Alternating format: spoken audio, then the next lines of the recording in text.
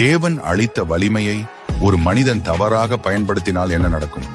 இதுதான் சாம்சனின் கதை. இஸ்ரவேல் மக்கள் பெலிஸ்தியர்களின் அடக்கத்தில் இருந்த காலம். அப்போது தேவன் ஒரு பிள்ளை பிறப்பான் என்று அறிவித்தார். அந்த பிள்ளையின் பெயர் சாம்சன். அவன் நாசிரேயன், மது அருந்தக்கூடாது, தலைமுடி வெட்டக்கூடாது, தேவனுக்காக பிரிக்கப்பட்டவன். கர்த்தரின் ஆவி சாம்சனுடன் இருந்தது. ஒரு சிங்கத்தை கைகளால் கிழித்தான்.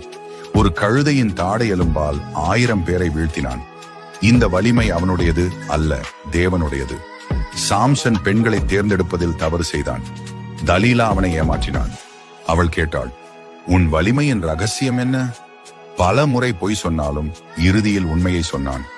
என் தலைமுடி வெட்டப்பட்டால் என் வலிமை போய்விடும். சாம்சன் தூங்கிக் கொண்டிருந்த போது தலீலா அவன் தலைமுடியை வெட்டினாள். கர்த்தரின் ஆவி அவனை விட்டு போனது.